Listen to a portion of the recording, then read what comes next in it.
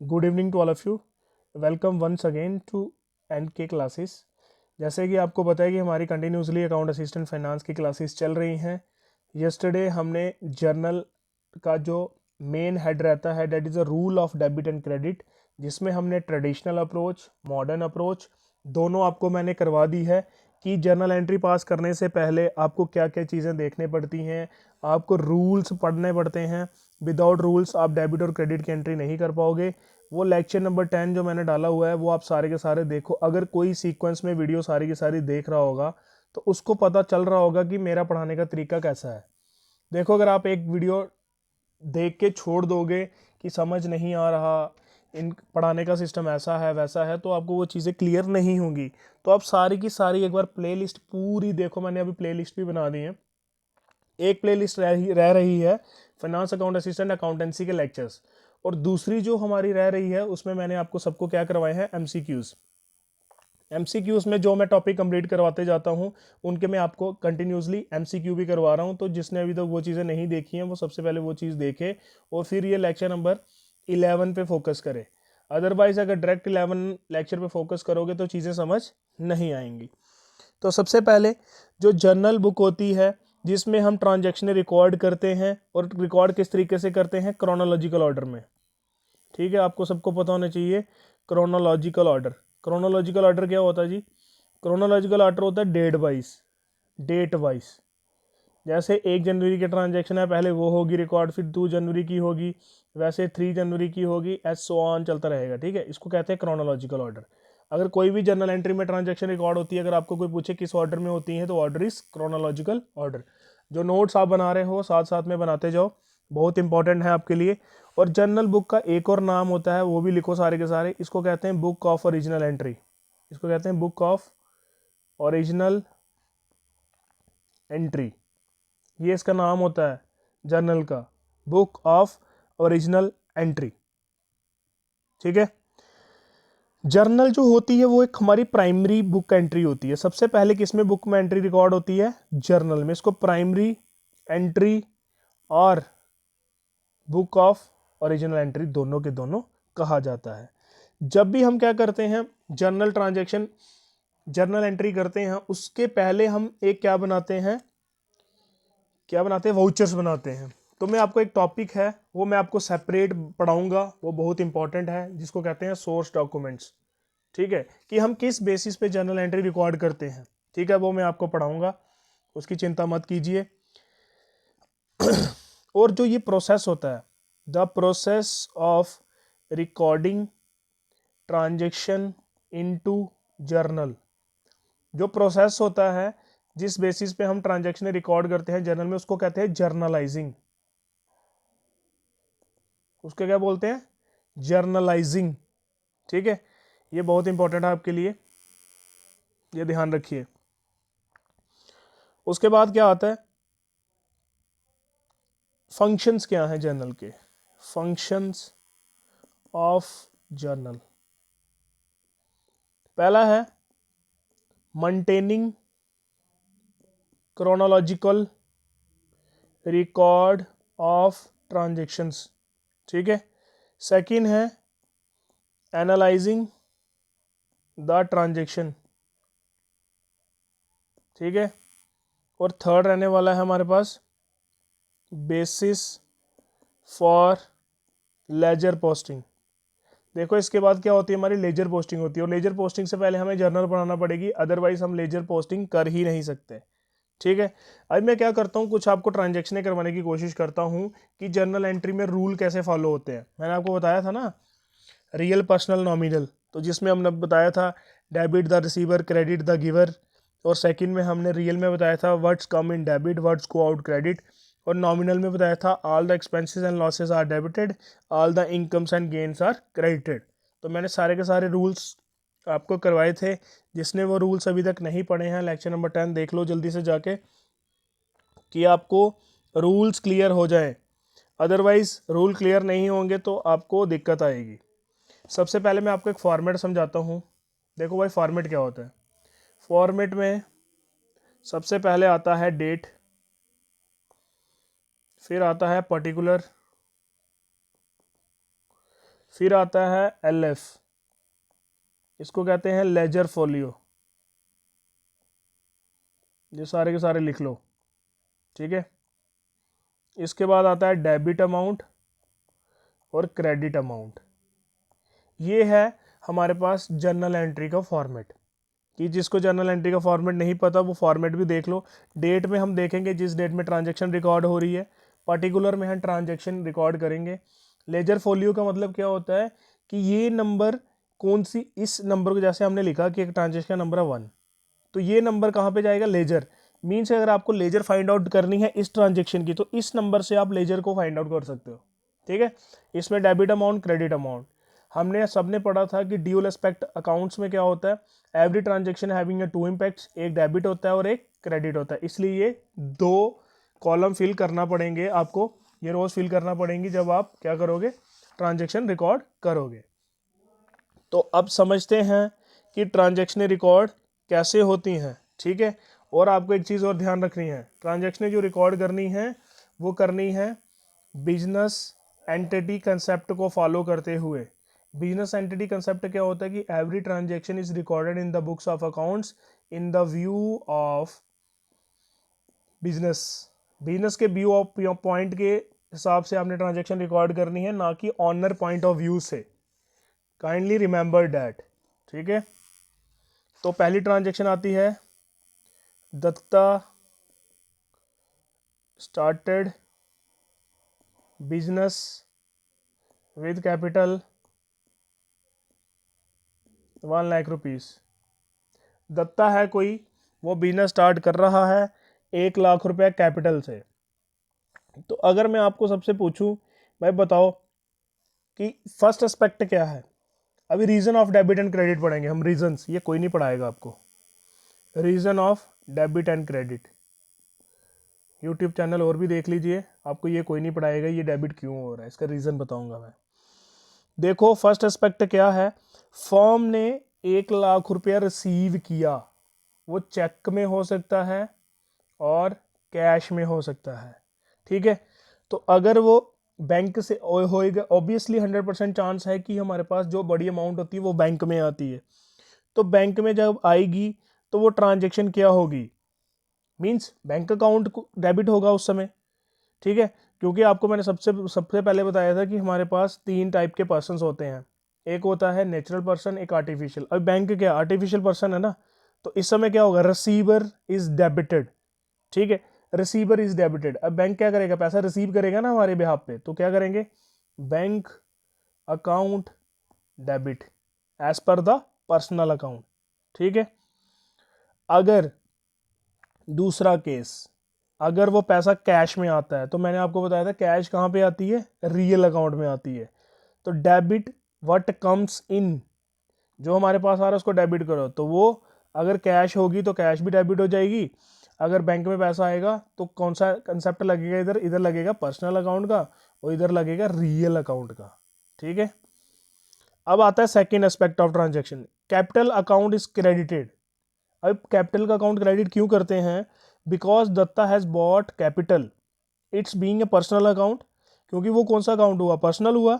तो who is a giver, giver कौन है इस समय, दत्ता। और मैंने आपको बोला था जो बिजनेस पॉइंट ऑफ व्यू से ट्रांजैक्शन रिकॉर्ड करेगी तो बिजनेस के लिए वो एक लाइबिलिटी है, इसलिए गिवर इज क्रेडिटर, जो पैसा दे रहा है उसको क्या करो, क्रेडिट टू कैपिटल अकाउंट। और ये भी 1 लाख आ गया। आई थिंक आपको ये ट्रांजैक्शन बहुत अच्छे से समझ आ गई होगी।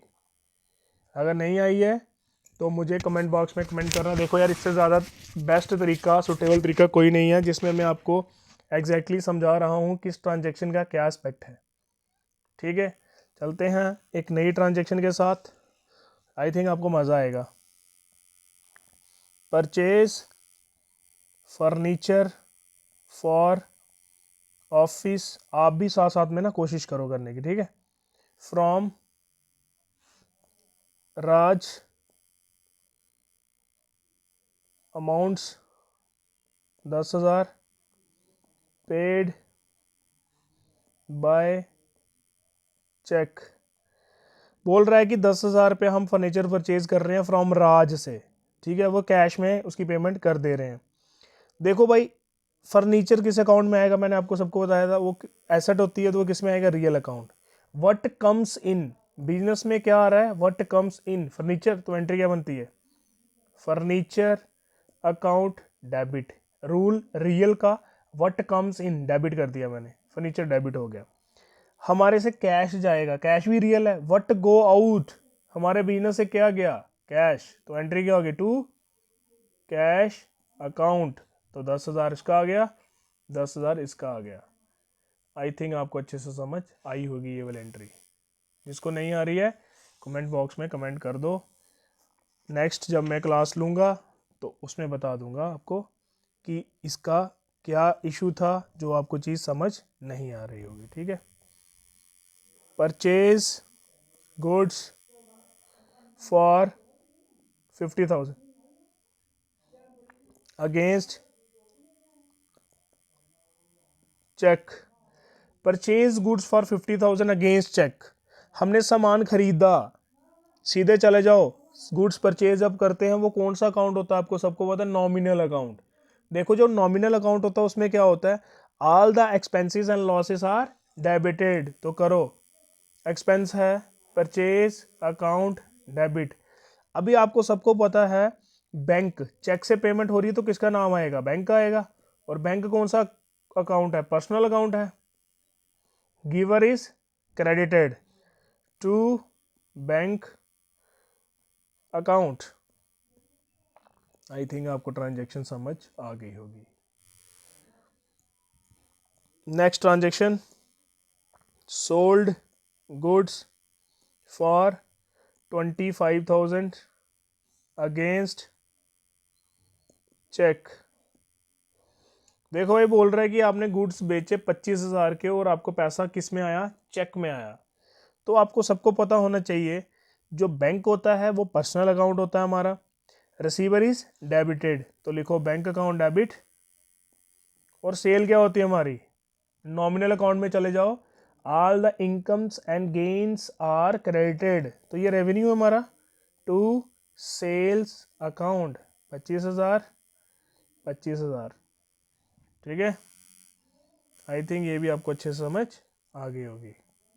Next, paid salary 50,000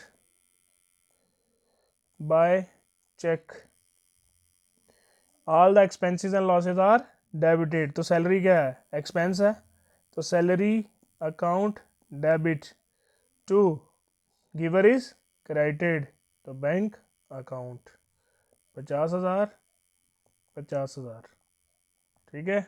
I think समझ आ गया होगा आपको। देखो मैं आपको ना हर एक टाइप की ट्रांजेक्शन कराऊंगा, फिक्र मत करो कि ये वाली सर बड़ी आसान है तो आप कराए जा रहे हो, जो टफ होंगी वो आप नहीं कराओगे। तो मैं हर एक ट्रांजेक्शन कराऊंगा, आप टेंशन मत लो, हर एक चीज़ को इस तरीके से समझाऊंगा। देखो बेसिकली होता है क्या है कि जब आप न्यू कोई भी चीज़ पढ़ने जा रहे हो ना, तो आपको उस चीज़ को पहले ग्रैब करना होता है कि वो कंसेप्ट उसमें यूज़ हो रहा है नहीं हो रहा। अगर वो कंसेप्ट यूज़ हो रहा है तो वो चीज़ आपके लिए आसानी आसानी बनते जा रही होती है। वो मत सोचिए कि आप ये आसान ट्रांजेक्शन में करवा रहा हूँ तो ये होती होती जा रही हैं, अगर टफ टफ ट्रांजेक्शन करेंगे तो हमारे से नहीं होंगी।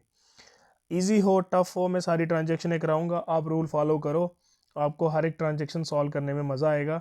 अगर आप रूल फॉलो नहीं करोगे तो ट्रांजेक्शन को सॉल्व करने में मज़ा नहीं आएगा। कैश पे टू महेश ₹10,000, महेश को हमने 10,000 दिया, तो मुझे बताओ Mahesh who is the receiver, Mahesh है ना, पर्सनल अकाउंट, तो लिखो भाई महेश अकाउंट डेबिट। हमारे से क्या गया, रियल अकाउंट क्या बोलता है, what's go out credited to cash account 10,000 10,000। I think आपको अच्छे से समझ आ गया होगा। ट्रांजेक्शन नंबर 7, टफ से टफ इजी से इजी ट्रांजेक्शन कराऊंगा। Received loan of ₹1,00,000 from Naresh by cheque. हमने लोन रिसीव, हमें रिसीव्ड हुआ लोन, जिसकी कॉस्ट थी 1 लाख, वो कहाँ से मिला? नरेश से मिला बाय चेक। देखो अगर आप लोन ले रहे हो तो आपके पास क्या आएगा? बैंक में पैसा आएगा ना। Receiver is debited, bank account debit to loan from Naresh. ये क्या है भाई? आपका ये भी personal account. Giver is credited, giver को क्या कर दिया जाएगा? क्रेडिट कर दिया जाएगा। तो ये भी आपकी ट्रांजैक्शन हो गई। Transaction number 8। देखो आप कोई भी ट्रांजैक्शन अगर आपको नहीं समझ आ रही होगी ना, आप सिंपली मुझे भेज देना कमेंट बॉक्स में कि सर ये नहीं हो रही है ट्रांजैक्शन, तो आप हमें समझा दीजिए अकॉर्डिंग टू रूल, तो मैं आपको अकॉर्डिंग टू रूल वो चीज़ क्लियर करवा दूंगा। ठीक है, ऐसा कुछ नहीं है कि वो चीज़ मैं आपको ऐसे हवा में करवा दूंगा कि आपको समझ ना आए। अब एक को ट्रांजैक्शन करते हैं। Purchased goods of 75,000 from Ramesh. 75,000 के गुड्स खरीदे हमने रमेश से। तो आपको पता है परचेज क्या होता है? Nominal account, purchase account debit, and who is a giver? Ramesh. Ramesh एक पर्सन है, उससे खरीद रहे हैं तो उसका अकाउंट क्रेडिट हो जाएगा 75,000। 75,000।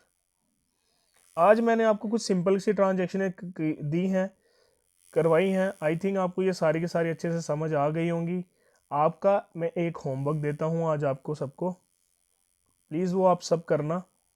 आपने एनसीईआरटीज़ में स्टार्ट वाले क्वेश्चंस देखने हैं, जर्नल एंट्री वाले। ठीक है, जर्नल एंट्री वाले स्टार्ट के क्वेश्चंस देखने हैं और आपने ट्राई करनी है उन क्वेश्चन को सॉल्व करने की।